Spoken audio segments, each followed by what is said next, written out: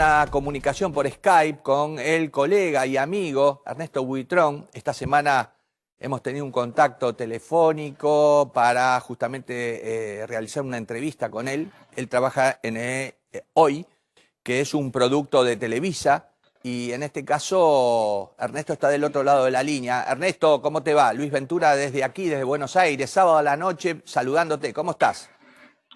Buenas noches, Luis. ¿Todo bien? Fíjate que, como lo comentas, ¿no? Al final, esta investigación que ustedes han estado haciendo y que, bueno, sabes que Latinoamérica como que ha seguido poco a poco el paso de cómo se han dado los hechos. Coincido contigo, al final es una verdad que viene a estar refrendada por el mismo proyecto que Luis Miguel autorizó. Entonces, ante esto, me parece que se tenían los cabos, se atan los cabos uno a uno y al final, bueno, tenemos esta historia, ¿no? Y Ernesto, a ver, yo he recibido realmente como si fuera un aluvión, como la producción de Secretos Verdaderos, recibieron llamados de los lugares más distantes del planeta, de Los Ángeles, de San Francisco, de Miami, de Distrito Federal, de Colombia, de España. Y entonces lo que pregunto es, eh, ¿se sorprenden por esta historia o simplemente necesitaban que algún periodista o algún grupo periodístico profundizara esta historia que mucha gente ya la sabía? Yo creo que son las dos, Luis, porque de una forma te tienes que sorprender teniendo en cuenta que ha sido como un misterio, como tú y yo lo platicábamos. Al final, el Mossad y todas estas agencias de inteligencia que han encontrado a cualquier cantidad de personajes importantes en el mundo y que no encontraran a una señora también. Pero también me parece que hay un cierto tipo de censura, como ha pasado, como intimidación, también como Secretos lo ha vivido, en el que pues al final alguien no quiere que se sepa del todo la verdad, ¿no? Porque teniendo en cuenta que por un lado hay agencias pues tan importantes que pueden tener estos aparatos para rastrear a cualquier persona en cualquier parte del mundo, no te puedes tú explicar cómo alguien desaparece de la faz de la Tierra y nadie sabe absolutamente nada. Entonces, yo creo que son las dos. Al final, sí es como una parte en la que hay un punto ahí de censura de este tipo de temas que no se pueden hablar mucho, sobre todo en Latinoamérica, porque bueno, Europa como quiera tiene otros sistemas de control, pero sí hay un poco este halo de se puede molestar tal persona, se está involucrando un personaje, o sea, sí hay este tipo de personajes que aún hoy en día pues tienen cierto tipo de influencia. A ver, ¿qué proyección tiene a través del tiempo la figura del comisario Durazo? ¿Cómo se lo cataloga en México? ¿Era un tipo querido, popular o era un ser nefasto, negativo y oscuro? Era una persona oscura. Recordemos que en México manejaba algo que se llaman los DIPOS, que era una policía, digamos, lo secreta, que se encargaba de manejar todo lo que era estas bandas delincuenciales que en su momento de auge del general controlaban toda aquella ciudad. Entonces, prácticamente, por personas que trabajaron en la DIP, que era esta agencia de la que te comento, él controlaba todo. Entonces, había un temor importante teniendo en cuenta que nada sucedía en la Ciudad de México sin que él lo supiera y sin que la policía lo controlara. O sea, había un control, digámoslo, para poder saber lo que pasaba, pero ellos tenían el control de todo el crimen que sucedía. Ellos tenían conocimiento de las bandas, de los capos, y al final era como una mancuerna. Entonces, sí es un temor teniendo en cuenta que era una persona demasiado poderosa en su momento, que cuando justamente la imagen presidencial les daba este tipo de poderes que pues prácticamente eran inalcanzables, ¿no? Y además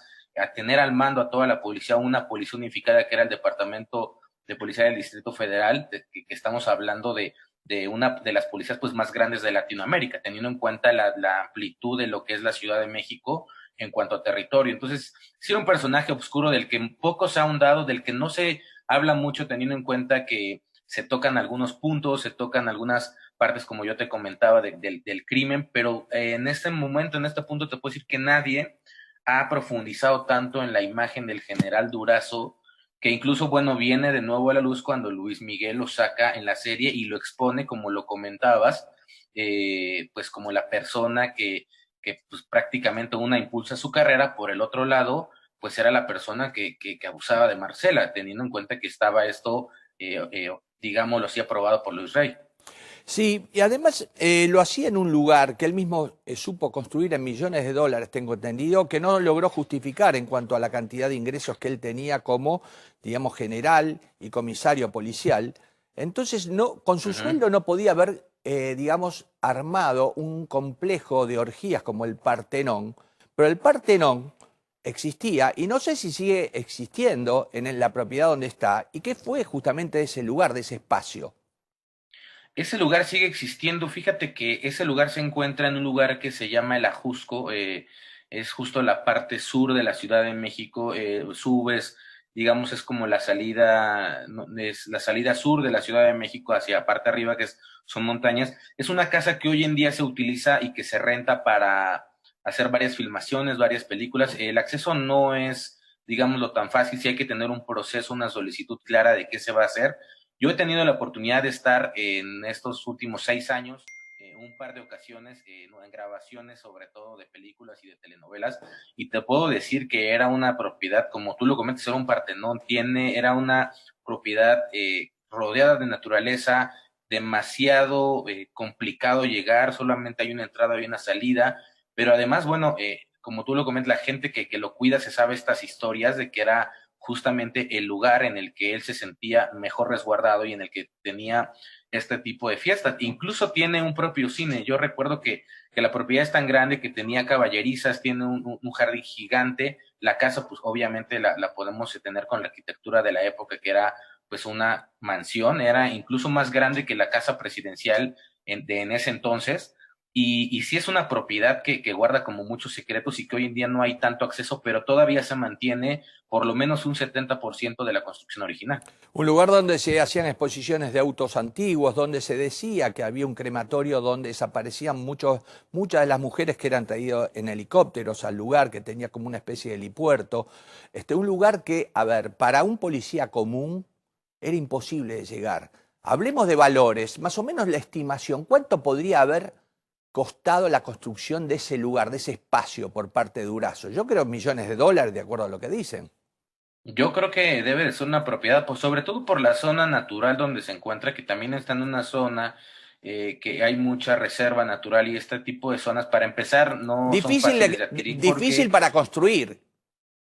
difícil para construir ese tipo de estructuras, pero también difícil de adquirir los terrenos, porque para esto tienes que tener, obviamente, un permiso presidencial, teniendo en cuenta que eran terrenos que se consideraban parte de una reserva natural, que eran protegidos por la Secretaría de Medio Ambiente. Entonces, comenzando por ahí, sí es un estimado. Yo creo que si nos estamos yendo arriba de 15 millones, estaríamos más o menos acercándonos Claro, por el número de con un hectáreas, sueldo por de el tipo de comisario no construcción te y por los alcanza. materiales. No, por supuesto que no. ¿Cómo tomó México toda esta, digamos, catarata de información en función de Marcela Báster y de Luis Miguel y todo lo que, bueno, se propaló desde aquí, desde Buenos Aires, con Secretos Verdaderos? Fíjate que a mí me sigue llamando la atención cómo, y lo platicaba contigo, Luis, lo he platicado en otras ocasiones, cómo este tema sigue causándome ya, porque si te fijas, cada uno de los capítulos de las cosas que se van, en este caso, destapando, como ahora que se aparece esta persona y que dice que sí, él pudo rescatar a Marcela, al final sí es un tema que causa una censura de una parte. Me parece que el acoso de la gente de Luis Miguel y de estos bots que de la nada aparecen. Aquí en México sí me llamó mucho la atención el testimonio, porque es un testimonio que tampoco, no se da como al ahí se va, ¿sabes? Es un testimonio por los detalles, como lo cuenta, es una historia que es muy creíble. Sí creo que es un impacto importante, y creo que de cierta forma, conforme se va avanzando con un eslabón y otro eslabón, el índice de ataques y de atención y de proyección y de todo lo que genera, pues va aumentando un poco el tono de todas las personas relacionadas. Ernesto Buitrón, un saludo grande a toda la gente de hoy ahí en Televisa. Te mando un abrazo grande a vos también, que siempre estás solícito a nuestra requisitoria y a la orden, desde aquí, desde Buenos Aires. Cuídate mucho, Luis. Buenas noches. Abrazo del mismo modo. Bueno, tenemos que vender, vamos, porque si no, hay que comer. Entre la cuarentena y toda esta historia, tenemos que comer, dale. ¿Querés vender tus joyas, relojes, Rolex, brillantes y oro a precios internacionales? Ricciardi paga hasta 5.600 pesos el gramo de oro 18 quilates y son los únicos que cotizan a tus alhajas a precio real. Ricciardi te espera en la calle Alvear 1572 en el barrio de Recoleta. Para vender muy bien sus alhajas antiguas, relojes de marca, brillantes y oro, Ricciardi. Ricciardi está en Avenida Alvear 1572 Recoleta. Definitivamente Ricciardi es de mi confianza.